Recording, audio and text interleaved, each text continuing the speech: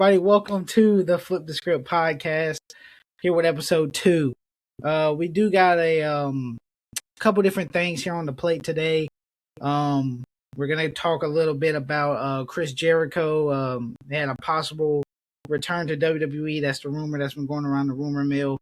We're gonna talk about James Gunn DC, kind of how we feel about the current state of James Gunn's DC and where it's heading. We're gonna talk about some Doomsday. Is it going to be nostalgia slop, or is it actually going to live up to what the expectations are?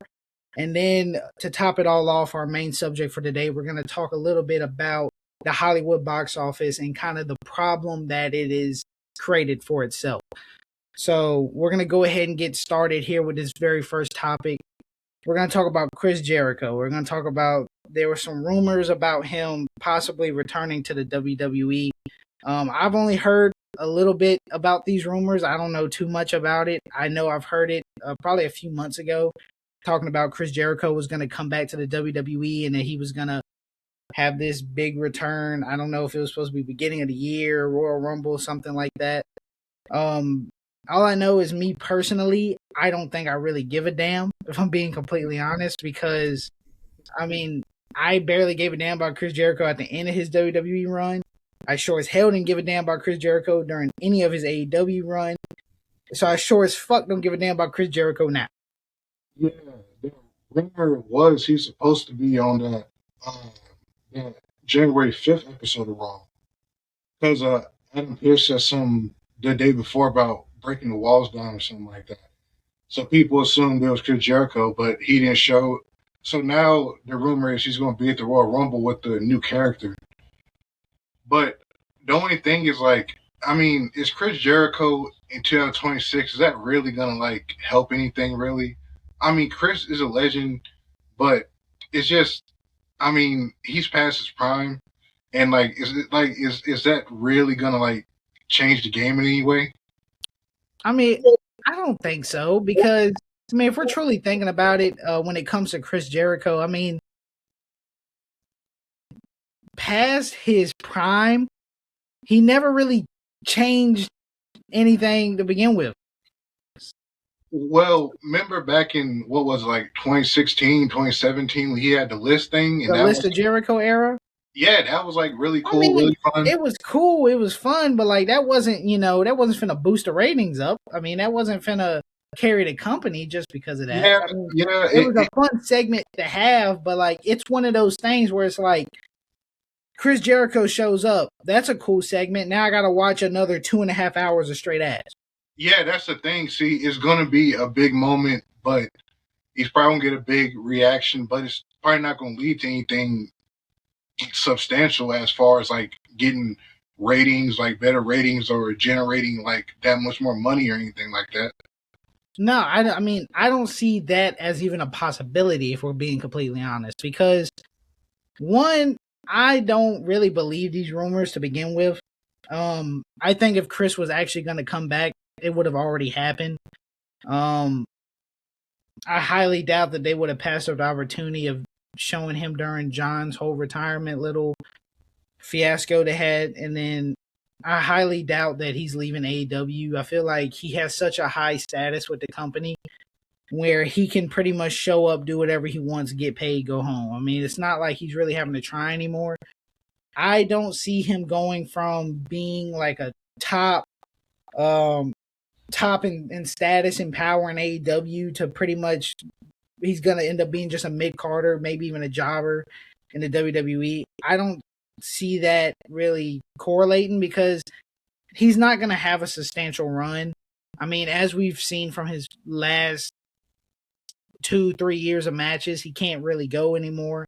So it isn't like he's going to come back and have no title run or put on no matches. He's going to be one of those guys. It's I'll show up for my debut. The next time you see me is at a pay-per-view. I do one match. I might cut a little promo here or there, and then I'm not going to wrestle, but every, 4 or 5 months. I don't see him wanting to take that role. And as far as how he feels about WWE anyway, I doubt a return is imminent unless they're throwing a ton of money at him, which I wouldn't understand why you're throwing a ton of money at a Chris Jericho. Well, I think he said that he would be open to returning, and he said him and Triple H are on good terms now, and um, it's just. But the thing is, he's 50 something. He's 53, right? I think so. Let me verify that. Let's see here, Chris Jericho. He is 55. Wow. Okay, he's 55. 55 years old. I Yeah, don't he's see. 55 years old, born in 97. I mean, 97. Born in the 70s, 1970. But yeah, that's the thing. 55, even with like a new character, and I know Chris Jericho was really good with characters, but like the thing is, like I said, is that really gonna change the game anyway?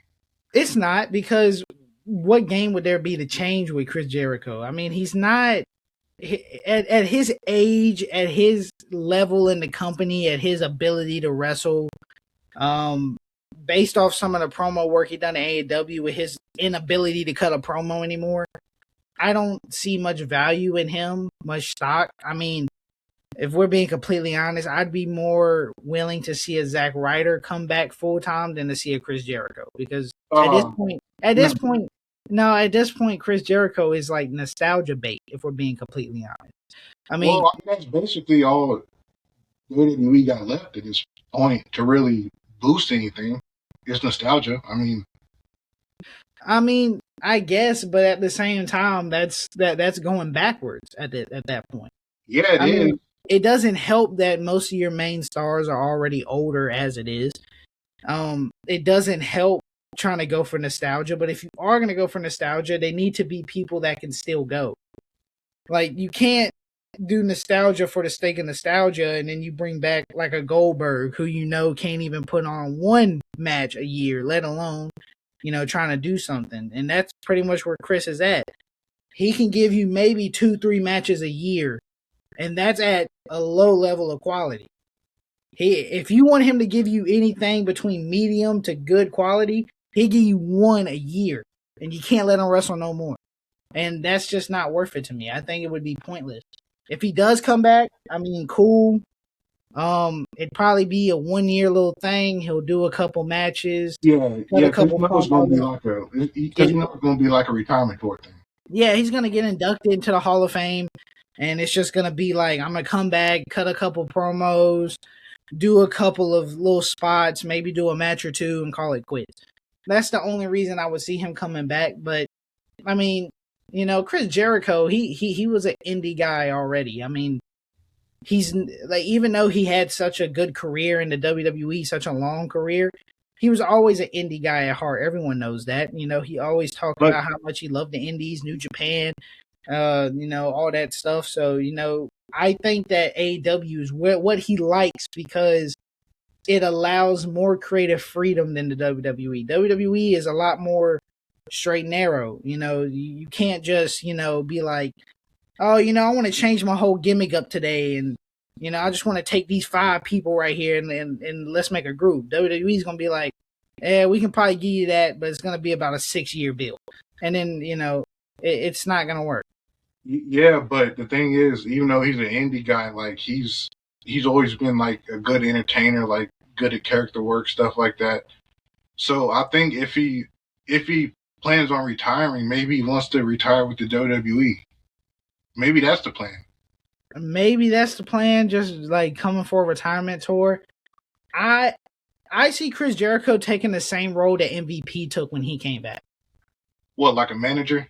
Yeah, like kind of like just either a managerial role. Or MVP did or he's like, like a mouthpiece for somebody? yeah, like maybe like a Paul Heyman type role, or a managerial role, or because when MVP first came back, he was in the ring for a little bit, but then it kind of, they realized if you can't go in the ring, if you can still talk, that's valuable. But I think Duddy's kind of getting past that time of mouthpieces. Because I mean, they could care less about someone's ability or inability to cut a promo. I Yep. mean, they be letting these talentless trash promo cutters just say the worst shit on the mic that just sounds ridiculous. Mhm. And they just keep letting them do it each and every week because what else they got? Yeah, yeah.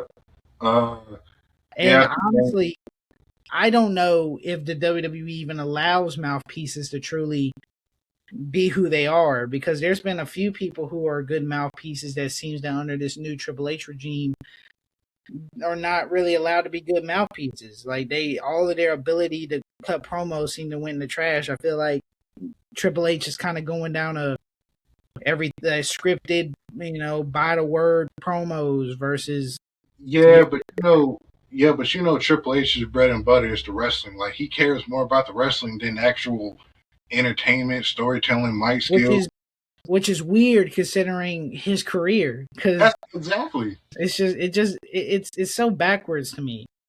But I mean, if that's the path they want to go, that's the path they want to go. I'm not gonna stop. I'm not gonna be mad if Chris Jericho comes back. I'm not gonna watch if Chris Jericho comes. That's not gonna Yeah, make but me but watch. but see, that's the thing. Like, who's gonna really like? How many new viewers are gonna come in and watch just because Chris Jericho's back? Maybe a couple AEW fans or some big fans of Chris might watch it for a little bit. They'll, Because but Triple H. As we know, he doesn't really care about TV viewership. He cares about the YouTube views and the TikTok views and the Twitter likes and stuff. And yeah, then that Chris Jericho's return will get a bunch of that. That's all he yeah, cares about it will. nowadays. It will. It'll Yeah, get a that big like pop. yeah, he doesn't care anything about the viewership because he knows that their money doesn't come from TV anymore. All their money, I mean, I'm pretty sure that with Netflix they're gonna get paid regardless, and they're gonna get paid off of all the stuff they upload on YouTube. They're gonna get paid off of the stuff they upload on Twitter or TikTok, and Mhm. Triple H is gonna make the money, and then he'll bring Chris Jericho back, and then Saudi Arabia will probably be like, "Oh, Chris Jericho, we remember him. Let's pay you a ton of money to throw him in a match against Cody Rhodes or something, and or main event Jey Uso since Triple H love him so much." And then they'll end up doing a little shitty ass 1-star terrible match, and Chris Jericho will fuck around and get hurt trying to do the damn code breaker or some shit, and that's gonna be the end of it. But the thing is, how do you? Because look at someone like The Rock, where if he came back, that's going to be a big deal. That's probably going to bring in more viewers, higher viewership than usual. If The Rock came back, Yeah, but the Rock is different because The Rock has built success past WWE. He's became bigger than the company. yeah, So when The Rock comes back, it's not just WWE fans seeing, "Hey, The Rock is back." It's non-WWE fans seeing, "Hey, The Rock is on WWE." yeah. So he surpassed it to a level that, I mean, if The Rock shows up on anything, the ratings are gonna go up regardless. If he showed up on Hell's Kitchen, the ratings would go up. I mean, Yeah. it doesn't even have to be wrestling related. It's The Rock is just such a huge name and such a huge star that he's elevated everything that he could possibly go into. So if he wants to go onto a TV show, he's bigger than whatever that show is. Or if Plus, he wants to do whatever. he's still got it. He's still super talented. Not saying that Chris Jericho is just completely talentless, but The Rock just like even at The Rock's age, he still can cut believable promos and just make things believable and still be entertaining and still get the crowd invested in whatever he's doing. Well, I mean, that's also the thing. I mean, The Rock is natural charisma. I mean, The Rock is one of the most charismatic people of all time. Not even just in wrestling, just in life. I mean, he's one of the most charismatic people ever. And The Rock is also in phenomenal shape. I mean, you're not gonna find a dude as old as The Rock built like that. You're just not going to. Yeah. I mean, I'm not one for getting into if The Rock is taking some shit. I mean, he got to be taking something Well, to obviously stay that way. But not now because he got skinnier. well, I know he's getting skinnier, but still, look at his size. He's skinny, and then this video just came out. It was like a whole bunch of different actors. It was like Michael B, Adam Sandler, The Rock. You seen that video on YouTube? It's like 13 different actors, and they all got together. Yeah, for that that actors on actors thing. No, not the one with Brandon Fraser, but like the big one. It was like 13 actors. Yeah, yeah, it was on like a Oh, it magazine. was actors on actors? Yeah, it was like a big magazine or like a poster or something. Yeah, they had like a whole like hour-long podcast type deal with all of them. Yeah. Yeah, and The Rock is huge, even skinny. He's sitting there beside Michael B. Jordan, who's already a pretty solid guy, and he's just wide compared to him. Like The Rock is just a massive human being, and for him to be in that great a shape, he cares at least quite a bit about staying athletic. So when he goes into the ring, you know that The Rock can still go because he's going to constantly stay at that level. I feel like if The Rock knew he couldn't go, he wouldn't get in the ring. Yeah. And he doesn't have to worry about anyone telling him what to say on promos. I mean, the nigga's on the board. Yeah. I mean, he's above Triple H. So who's Triple H going to tell to fire The Rock? He going to go to The Rock to fire himself? Yeah. Plus, I mean, I'm sure The Rock can just go off the cuff. I mean, he's that good at talking. He doesn't need scripts or anything. Yeah, and no one's gonna stop him from doing it.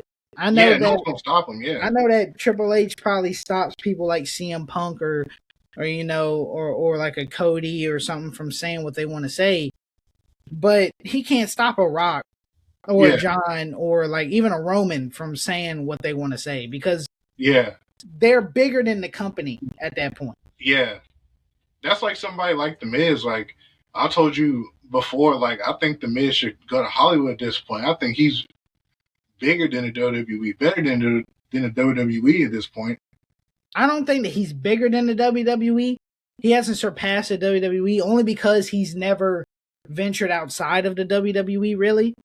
But I do think that he should leave the WWE behind. They got no more use for him. They're not going to use him. But also, he's still so entertaining. He got so much value. Make him a comic book or something. Yeah, like I think he's very entertaining, and I think that if he was able to not be on the road 365 days out of the year, and he was able to actually take the time to do acting classes and really home in on his acting ability, he'd be a really great actor, phenomenal actor. I think so. Yeah, I totally agree, and I think that he should do that. I think the only reason he doesn't is because he is truly loyal to WWE, and WWE is a guaranteed paycheck for him. Yeah, but if he leaves WWE, I'm sure Miz got to have money saved back. But then again, it's like money. Yeah. If he tries to go into Hollywood and he tries to become an actor, isn't no guarantee that he ends up getting these roles or getting some jobs, and who knows when he'll work again. And I don't think he wants to be forced to jump ship. As much as like I know that he's probably thought about it or even talked about it, Miz is just loyal to WWE. I know he doesn't want to go to an AEW or want to go to a TNA or want to go to a Ring of Honor. He wouldn't want to. Those things wouldn't even fit someone like Miz, though. I think nowadays it would, because the Miz would make it work for him, because the Miz is just that talented. In all honesty, he'd make it work for him. But I think that he just doesn't want to, because he's just loyal to the place that made him. And another thing is, The Miz isn't as big of a star as like Batista, The Rock, John, who transitioned into being actors. So maybe that's also another hurdle for him. Yeah, maybe, because, he's not going to instantly have the name power to, jump into blockbusters. Like, no one's going to, see a trailer and see the name The Miz or Mike Mizanin, and they're going to be like, oh, shit, Mike Mizanin. Oh, I got to watch this. They're not going to do that versus, you see the name John Cena, you see Dave Batista, you see Dwayne Johnson or The Rock, and you're instantly like, oh, shit, I got to look at that. Yeah. Because, they have to just, they got to hit a level. He's not at that level of fame. Yeah. But he definitely has, the talent to make something out of that. Yeah, that's the thing. It's just a guy that talented and entertaining. I just hate to see him just kind of like wasting away. Yeah, like, but that's a bunch of guys, really, under Triple H's regime. I mean, a bunch of guys are just... Yeah, but he's been there for a long time, though. Like, it's different with him. Miz got dealt a bad hand because first with Vince was never gonna push him because Miz didn't have the look, and it was never I gonna mean, work. he still was like he still had a great career under Vince. I mean, WWE Yeah, champion. but I'm talking about for him to get pushed at the level of his actual talent. Oh yeah, yeah, yeah. It wasn't because he didn't have the look, and I think it's sad because when people like Daniel Bryan are a bigger name in WWE than a Miz, it's ridiculous. And the funny thing is, I think this would be a good era for Miz to thrive in. Like It would probably be not back then, because back then, there was bigger guys. They were bigger and in like better shape. Not saying the Miz is in like bad shape, but he's not like super like toned or ripped or anything. But nowadays, the way wrestlers are, smaller guys, he would fit right in. yeah, like he would be a great addition. Like if he was coming, like, if Miz and Prime was coming in now, Yeah, but and I think now he has a bad hand because I don't think Triple H really likes the Miz like that, and I I don't don't think think so either. that and I think that Triple H or creative or whoever is going to use oh, you're older and Mm-hmm. you kind of past your prime or like or they're gonna give him with that. Don't you think you should be putting the young bucks over and Yeah, stuff like but that? the thing is, why make him just a guy that puts people over? Why not make him a commentator, a GM, something that could utilize his talent for entertainment? Because I think that where the Miz messed up is doing the jokey characters made it to where Triple H or whoever's head of creative and whatever, when they see the Miz, they're like, he'll be good for a laugh. But We can really, put like, him is in he for a laugh. really still that Miz? I mean, because like he's shown he can cut like great, like serious promos. Like he's great on the mic, fantastic on the mic, like serious and funny. But that's where the problem lies because he's great on the mic and he's done a lot of serious work on the mic. But the Vinces, the Triple H's, the creative, they don't take him seriously because in real life they're not intimidated by him. They don't see him as a guy who's willing to do what it takes to be on top. So Yeah, they don't see him as because they're like, if you don't seem intimidating to me, how are you going to seem intimidating to them? That's how they yeah. see it. But yeah, I mean, he's never been like an intimidating guy. He's always been kind of like a chicken heel, basically. Yeah, but like it's like when you look at like a CM Punk or you look at a prime Chris Jericho or you look at like a Shawn, some of these smaller guys, they backstage or even on screen, you can tell that they were doing everything in their power to push themselves past whoever was ahead of them. Yeah, And the Miz doesn't push as hard to be like, I'm better. yeah. Like he But doesn't. And because when you look at a CM Punk, they probably don't think, they're probably not, intimidated or they probably don't take a CM Punk as serious, but CM Punk is going to tell you how it is. CM Punk is going to push it and be like, I need to be there. And I don't give a damn whether you think I should or not. That's where I need to be. And yeah, but the Miz Miz, just doesn't seem like that kind of guy.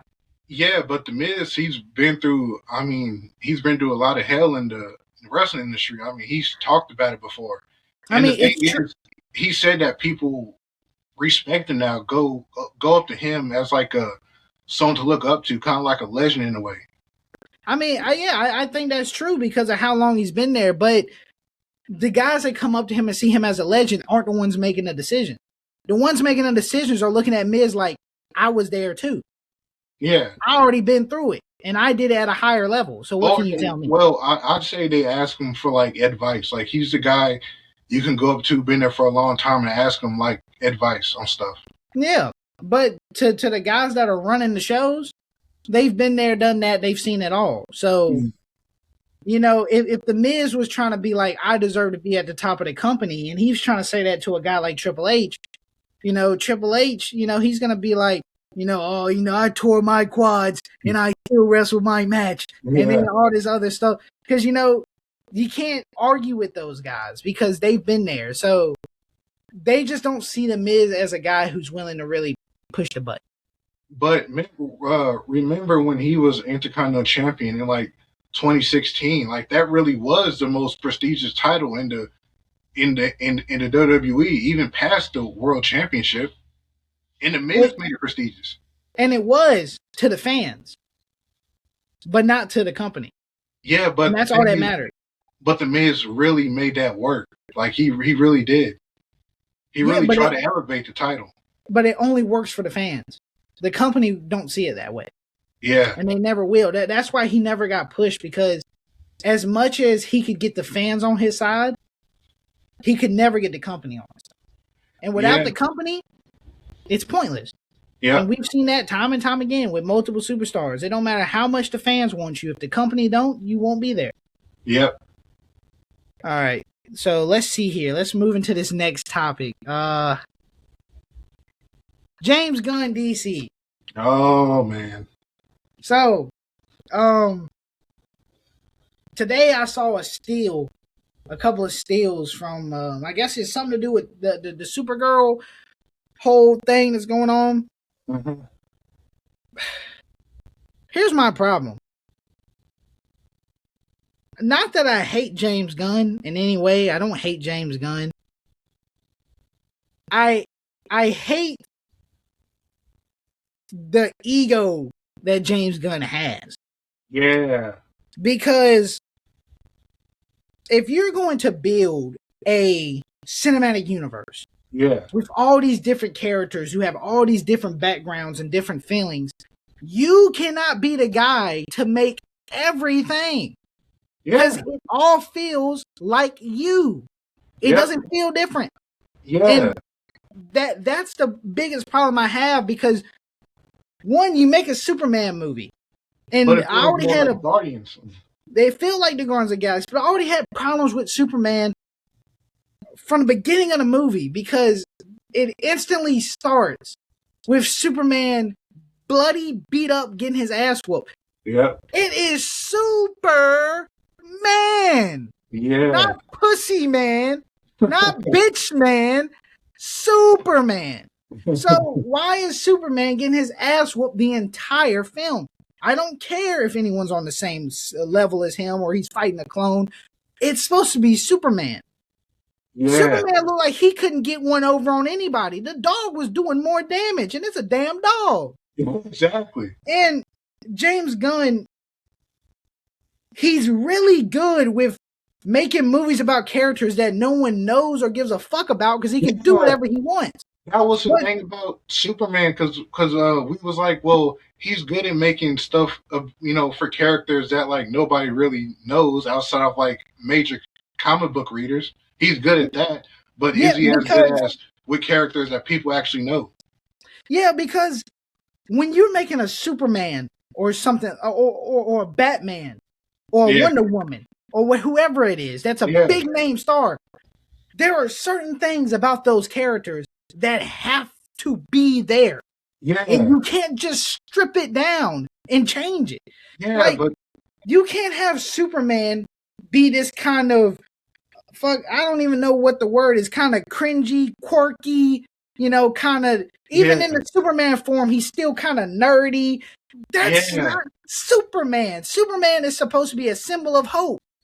Why is my symbol of hope getting his ass whooped the whole film? Well, that's something what Henry Cavill Superman got right. There's a difference between Clark and Superman. They felt like two different people. Like the most I saw of any difference between Clark Kent and Superman in his film was one scene that they even showed in the trailer where that nigga was like, Mrs. Lane. That's the best they had. That's it. That was the best they pulled out. And then the rest of the scene, it switched. Because he's supposed to be Superman, but then his voice gets all high pitched and he's yelling. He's like, I'm trying to help. Like, Yeah. You're fucking Superman and you over here having a hissy fit? Just like when the dog, just like when Crypto was beating him up at the beginning of the movie. Like, what are we doing? You're Superman, the Man of Steel. What's going on? I'm about to say. I was okay with the whole, we sent him here to, I guess, impregnate the Earth or some shit and rebuild Krypton. I'm okay with that. I still don't get it because he changed with his parents. Because Supergirl, huh? The change with his parents. Yeah, I was okay with the change with the parents. That's fine. I mean, I don't get it because if that's destroyed, but yet then they show it in the Supergirl trailer that it's not destroyed or it is destroyed. I don't fucking know. And then he's going right back to Guardians of the Galaxy. He makes a story about a alien outcast trying to find his way in the world. The same way they did Guardians of the Galaxy, a group of alien outcasts trying to find their way in the world. Yeah. Are we doing this bullshit again? But see, I'm like you. Like, I like James Gunn. I mean, I love Guardians 2 and 3. I like the first one. I love the Suicide Squad. It's just that I don't think he can really run a whole universe because I think he feels like he just wants to make it like what he already knows, which is like Guardian style. But not everything can feel Guardians in a universe. The universe is supposed to feel different and distinct, not like the same thing. Yeah, and it shows that he is really good at making characters that nobody knows, considering the fact that the best characters in the movie were characters that no one really knew. Mr. Terrific was easily the best character in the movie. Yeah. And it's a character that people don't really know. And I mean, like some of the other stuff I like from James Gunn, of course, the Guardians. No one really knew who the Guardians was when he made it. That's why it worked. Peacemaker. I love Peacemaker. But it only works because no one knows who the fuck Peacemaker was. Yeah. The whole thing with Suicide Squad. It's a group of niggas that nobody really knows outside of Harley Quinn. Yeah, it's basically just Guardians except it's on Earth. Pretty much. And then when you do Superman, probably the second biggest superhero of all time, right behind Spider-Man. And Batman. A world-known name. And Batman. So probably third most known all time. Yeah. And you can ask any person alive. You can go outside right now, walk down the street, knock on someone's door. Do you know who Superman is? They gonna say yes. Yeah. Yeah. So you got to do Superman justice. You can't make Superman the Guardian. It doesn't work. And also, I got two tips for him when it comes to building a cinematic universe or trying to run a cinematic universe. Now, I've never ran a cinematic universe, so maybe he knows better than me. But here's two things I wouldn't do that he's doing. One is arguing with motherfuckers on Twitter. I'm not going to argue with people on Twitter. I'm not going to go on Twitter, arguing with people about stuff I put in the movie or asking them for suggestions for what to do in the movie. You're supposed to be making the movie for us. Well, we're not making it for you. For one thing, that's not really professional. And number two, you want to see Kevin Feige doing that. You wouldn't see Kevin Feige, someone being like, hey man, I thought the Marvel stink. Then Kevin go on Twitter, well, let me tell you something, buddy. Like, no, that's not going to happen. Yeah. Why are we doing this? Yeah. And he stays on Twitter religiously. And you cannot ask the fans to build Superman or build the movie for you. That's the thing. I think he's on Twitter because I think what he's thinking in his mind is I can engage with the fans, see what the fans want this way. He's thinking I can give them exactly what they want and they'll love it because I'm taking what they want. But here's the big difference. You're the filmmaker. They're not in the industry. But see, you are. That's another issue is he's a filmmaker. He's not a producer. Kevin Feige is a real producer. James Gunn is a filmmaker, which means that he's going to want his style in a lot of stuff. Yeah, that's the and that's why he wants to it looks like he wants to direct all the projects almost, or he's even said that he's hiring people who see his same style and vision. But that's not what a universe is, though. That's not how it works. It's the mashing of those personalities Yeah, that make it work. When everyone feels the same, there's nothing mashing together. exactly. And the second bit of advice that I have for James Gunn. Damn, I can't even remember. I done went off on a damn tangent with the first one. Okay, so the first one was the damn social media bullshit. There we go. The second one is, if you're going to make a slate for your cinematic universe, stick to the motherfucker. Yeah, you gotta Don't stick to change your whole fucking slate and throw projects away and add new projects because one worked. Yeah. You made one movie. You made Superman. You had this whole slate of shit, and now you're like, let's greenlight Superman. Oh, too. yeah. Supergirl. And also he's like, yeah, we're actually gonna wait and greenlight movies and wait till the script is, ready and a quality script before you greenlight it. Which is bullshit. Throwing shade like that at Marvel, who was trying to throw shade at. Exactly. I promise you, there's not a single time Kevin Feige's ever been like, hey man, I want you to start filming before your scripts are ready. Yeah. He's never once told him that. Now, I heard Marvel does film with incomplete scripts sometimes. They do not film with incomplete scripts. No movie ever has filmed with incomplete scripts. And I'll tell you why I know that they do not film with incomplete scripts. Because the people who are saying that obviously know nothing about filmmaking, because the biggest misconception that so many people have still, for some reason, age of social media, we still don't know. Movies are not filmed from beginning to end. Yeah. They are filmed by location, or they're filmed by set, or they're filmed by the actors who are present. They're filmed in chunks, random chunks. Yeah. You cannot start filming if you don't have a finished script. Because if you build a big set and you start filming and the script ain't finished, then later on in the script, you have to go back to that set. You now demolish that set, so now you have to rebuild it.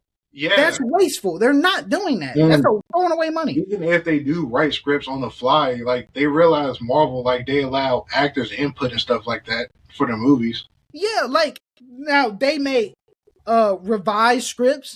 Yeah. They may request some rewrites to certain stuff in scripts, but they never started a movie without a baseline or a script to start. No one has ever filmed a movie without a finished script. And that's not true.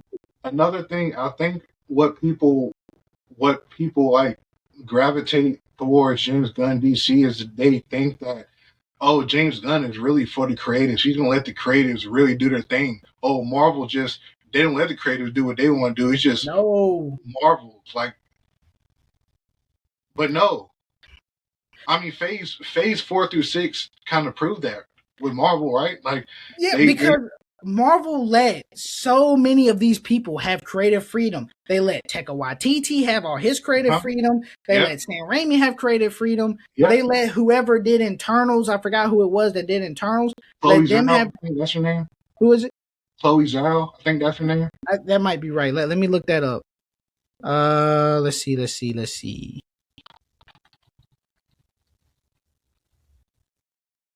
Yeah, you're right.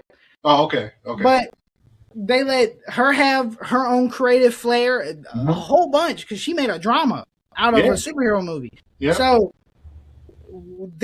Marvel was definitely letting so many people have all their creative freedom. Yeah. But they don't understand that they let them have creative freedom just under the scope of realism.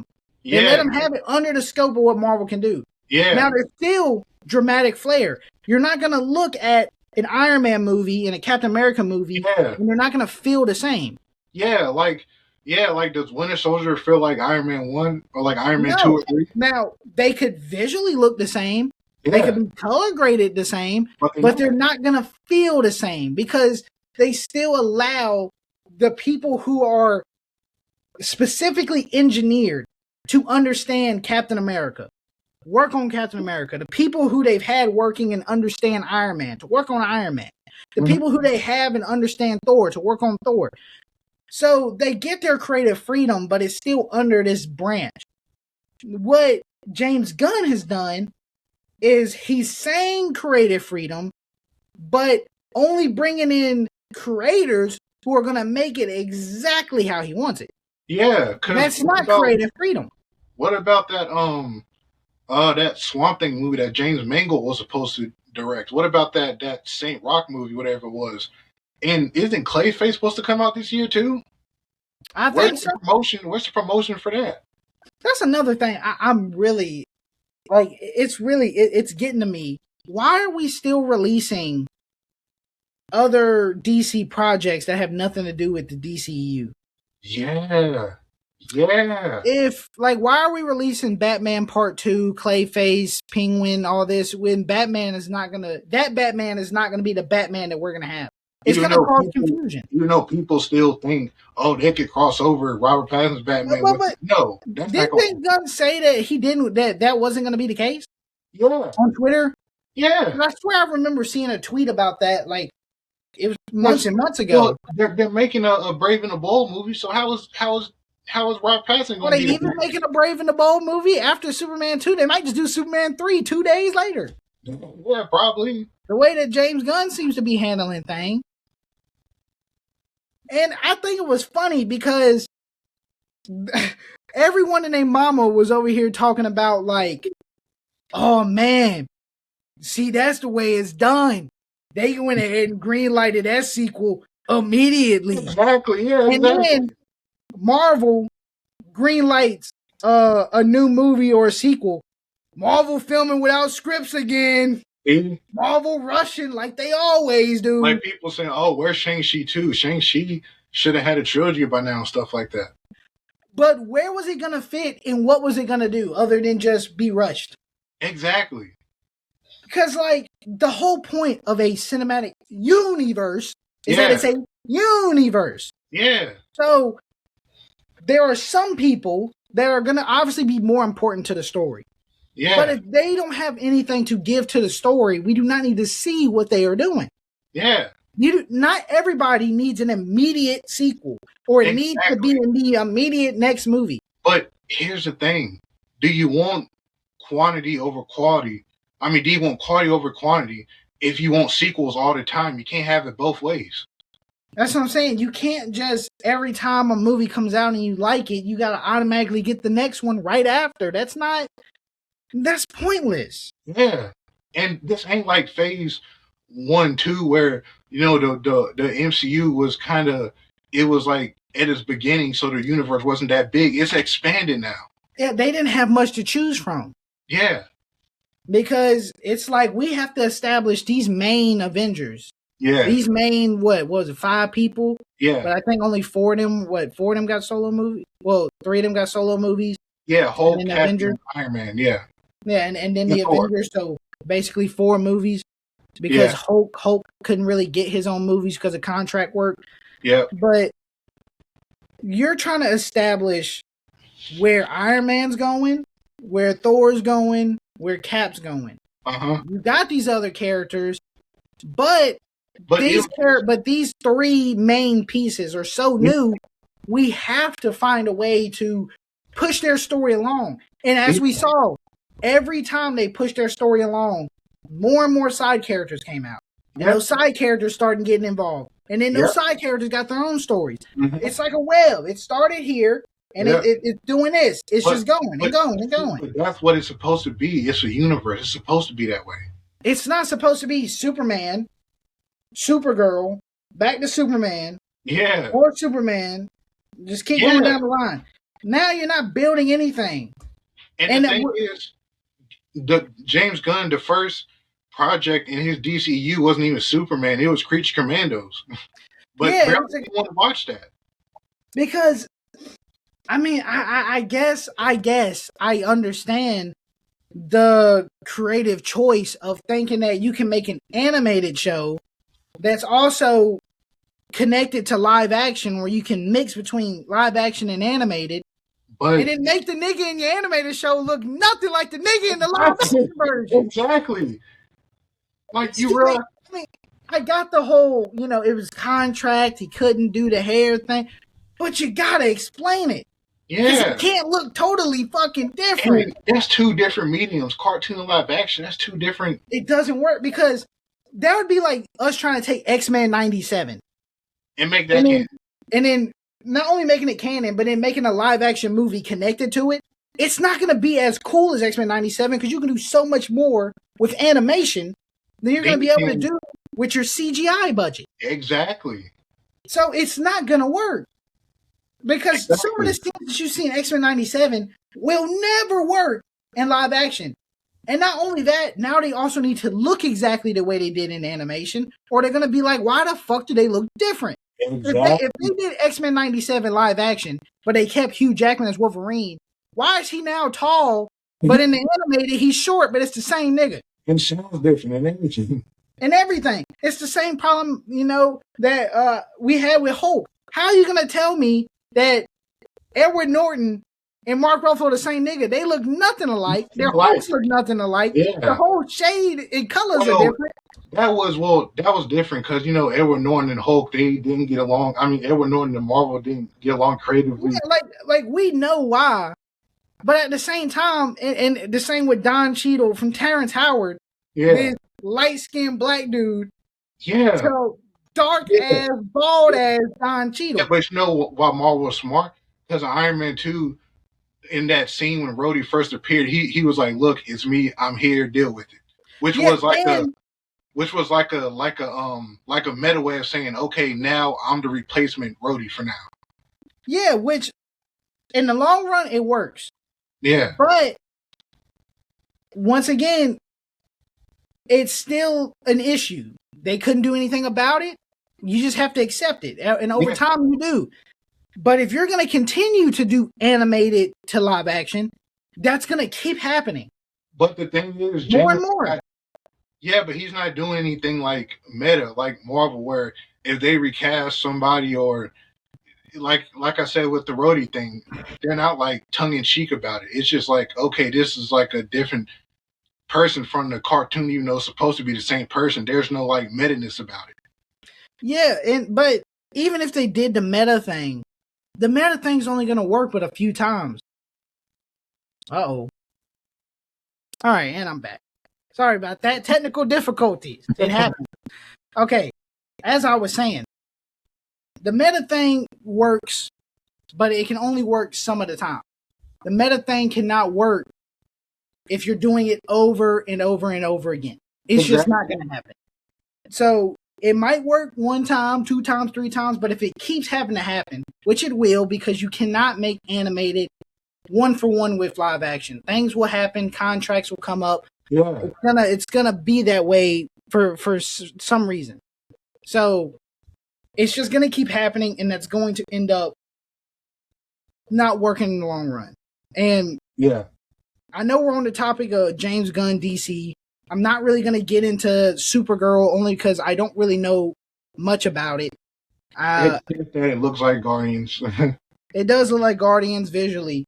I haven't watched too many of the trailers. I've only seen a couple stills. I'm gonna have to do some more research. Well, in one of the little promo things, Supergirl had like a jacket and like orange headphones. I seen that. That looks like Peter Quill. Yeah, I seen that, and like I said, I don't know too much about it, but hopefully it's not what I think it's going to be, but at the same time, it probably is. Yeah, it probably is. All right, so next talking point here, we have Doomsday Slop and the box office. Mm-hmm. Doomsday Slop. Nostalgia Slop. It's not going to be too much to talk about on that one. A lot of people are thinking that Avengers Doomsday is going to be some kind of nostalgia bait, only because, they kind of been marketed. Chris Evans returned as Steve. Steve, yeah, Steve. They've been pushing that. They've been pushing Thor's return. And then with the recent one that came out in HD, they've been pushing the X-Men's return, which, if you watch the chair review, which basically everyone did, it was a really big thing. Yeah. Then we already knew this was coming. I don't think it's nostalgia. I think it's just the fact that, not only are you paying respect to these characters, it's a lot easier to bring those characters in instead of trying to find a whole new X-Men cast and then find a way not only to get them through these 2 movies where some of them are probably going to die, and then try to bring them back when you are doing your actual reboot. I think it's easier if you're gonna, because I think a lot of these characters are gonna die. If you're gonna kill them off, kill off the old ones, give them their respect. I don't think that's really nostalgia bait or nostalgia slop. I think it's just more so Marvel knows that, people love these characters. They grew up with these characters. They want to see them represented right. That's why they're giving them the comic accurate suits. That's why they're trying to do the utmost to do it right, because you want to see them, and it's always cool to see the people you grew up with versus connecting with the people you're watching now. That's always just going to be a nice thing to see. I mean, it's been done in plenty of films. Almost any film that's dealt with multiverse, bringing back the original cast or work with the new cast, it's just, it's a trope that the movies do, that Hollywood does. The thing is, it's the multiverse, and it's part of the story. And Doomsday and Secret Wars is going to be a celebration of everything Marvel, like everything. Yeah, and I mean, like I said, if you're going to celebrate it all, you got to celebrate it all. If that means bringing back some of the old guys to celebrate it, you bring back some of the old guys. Yeah, yes, bringing back the old characters is part of the marketing to get more box office, to get people to watch it, obviously, but I think they're going to serve a purpose to the story, not just that and say, oh, remember this character from this whole movie, here they are. No, I don't think it's going to be just that simple. We got a special guest. Hey, Gambit. Say hello, Gambit. Woo, I'm about to make a name for myself, yeah. About to make a name for herself. About to make a name for myself, yeah. All right. But talking about nostalgia, that's going to lead us really greatly into the box office. So now, the box office, I've said this, if you've seen my TikTok, Built by Lloyd on TikTok, I made a short video, pretty long video, about 2-3 minutes, talking about the box office. The box office needs to change. I think that the box office is going backwards in a way. And I say this not because of thinking I have a problem with the box office. I think it's the money that is having to be spent on movies is not only lowering the quality of movies and lowering the creativity, it's making it that much harder for movies to actually make money. That's why you see so many things moving to Netflix or moving to streaming, because it's easier to make money that way than in the box office, because unless you have a big IP, Avatar, Marvel, Transformers, Fast and the Furious, you have a big IP, it's hard to make money when you're having to spend $300, $400, $500 million in budget, and you have to make 6, 7, 8 million, 6, 7, 800 million back just to really break even or even be considered a success. But the thing is, the budget doesn't got to be that big. If it's a mid-budget, lower budget, you got a better chance to make your money back. That's what you would think, but it's just like the box office, the way it's grown, actors want or need more to even be in a film. Everyone wants to get paid more, which I'm okay with people getting paid more. That's no problem. But now, CGI got so expensive, you got to pay for that. Marketing has got more expensive. Getting your dates in the theater has got more expensive. But everything has just got so much more expensive. But look at horror movies. Horror movies are making a ton at the box office. I mean, very successful. Yeah, but luckily, a lot of these horror movies, they're so low budget because they're able to do everything practically. Everything's on smaller sets, few locations, and it works for the slasher genre. It might even work for some of the drama genre. But like a lot of these things, I think another thing is people have seen it all already. Yeah. And to do something that people haven't seen, you got to go past the realm of realism. So to do some of these things, it's not going to work practically all the time. But the thing is, like you said, I think it's just about budgets, because mid-budget movies were a big thing in back in the day, and they used to make their money back easily. Put a big actor in there or something, and they make their money back, if not the box office, then through DVD sales or Blu-ray sales. So I think it's more the budgets than the box office, really. Yeah, I mean, I think that it's just the box office now has prioritized reboots, remakes, big IPs over anything else. And for those to work, they got to have high budgets. And if you're not one of those, you need to have a high budget to be able to do some of the things or pay some of the people Another to thing get your movie seen. Is good marketing and marketing to your movie to a certain audience that's going to see that movie. I mean, that's true, but also not many people are going to pay to go see movies. I mean, post-COVID, what's that new Sydney Sweeney movie, the Housemaid, whatever it was, Housemaid Wife, whatever it was? That movie's made a lot of money. It's already getting a sequel, so obviously... Let's see how much money they made. Yeah, it's doing really well.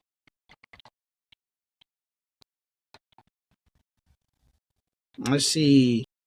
It's made 122 million worldwide so far.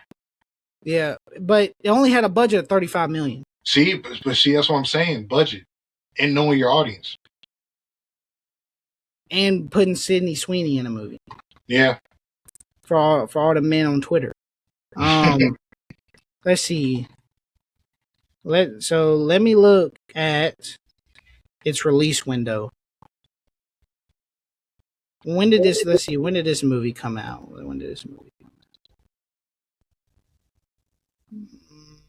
If I can find it here. December 19th. So let's see, it's going up against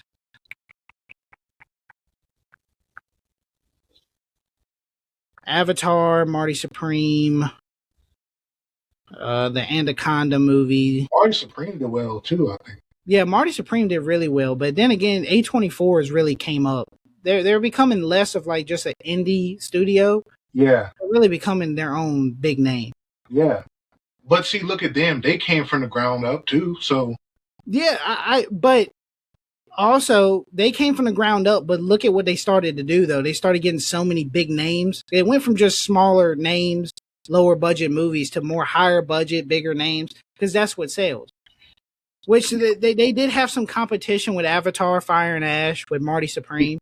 Other than that, not much comp. Yeah, but they also made unique movies, though, still.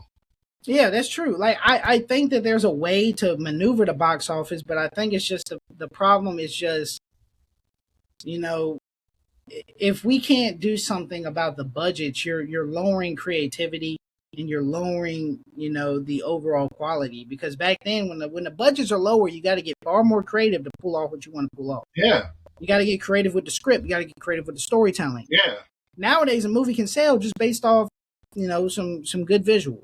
Yeah. Now, some movies that don't do well at the box office is kind of odd. Like, what's that movie with Emily Blunt and Ryan Gosling that came out like a year or two ago? The Fall Guy. Yeah. The Fall Guy. I don't think the Fall Guy did that well at the box office. Now, stuff like that's kind of weird because, like, it was a really good movie, really fun movie, and had two big stars, seems fun. Think it was like a summer movie. So stuff like that comes out and doesn't do well is, you know, kind of weird. Yeah, like, I don't know. I just think that if the budgets keep getting higher and higher, less movies are going to make money and less movies are going to want to go in theaters and more movies are going to want to stick to streaming, which is why you see Netflix buying up everything now. I think that streaming is just where everything's going to go just due to the atmosphere of the box office. But that's unfortunate because, I mean, if you're a filmmaker, you want your movie in a big theater. I mean, you just don't want it to go to streaming, really. Yeah, but like, then again, if they're making more money off that than the box office, then that's what they're going to be forced to do. I don't really like that, but... Yeah, I don't like it either, but that just seems to be the way we're going.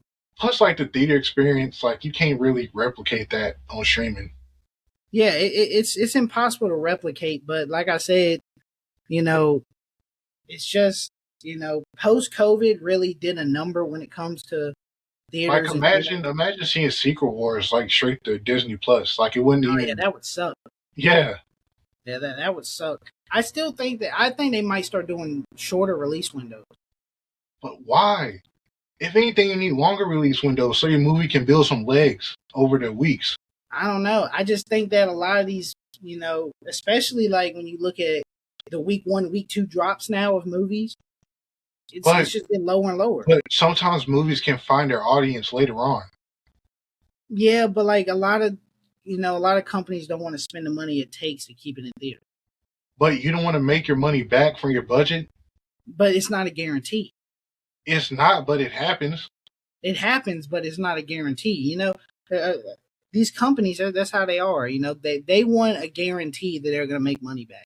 If they can sell it to a streaming service and make their money back now versus taking the risk and seeing if they can make the money back, any other way. And also another problem with streaming is that there's too much to choose from. So you really got nothing to look at because it's just so much. And where a theater, there's like only a select few movies, so there's not as much to choose from. Yeah, like that's true, but like we're seeing it already. Amazon, the in-home theater where you can pay to see the movie that's still in theater at home. That's the unfortunate reality of it, and that just seems to be how it's gonna go. Unfortunate. Hey, but at least Marvel's not going that way. That's a good thing. As long as we can keep Marvel alive, yeah, we got the movies. Yeah. All right, guys. So that has been the second episode of the Flip the Script podcast. We're trying some new software here, so the video is probably gonna look different than the last video. I'm just kind of testing out some of these softwares, kind of seeing what's gonna have the best going for us. But yeah, we'll see y'all next week with some more news. If anything comes out between now and next week, we're going to talk about it. Follow us on TikTok, follow us on X, follow us on Instagram, subscribe on YouTube, do whatever you got to do because we're going to try to keep you posting an update. Got any final words? Well, not really that I can think of. Peace. Peace.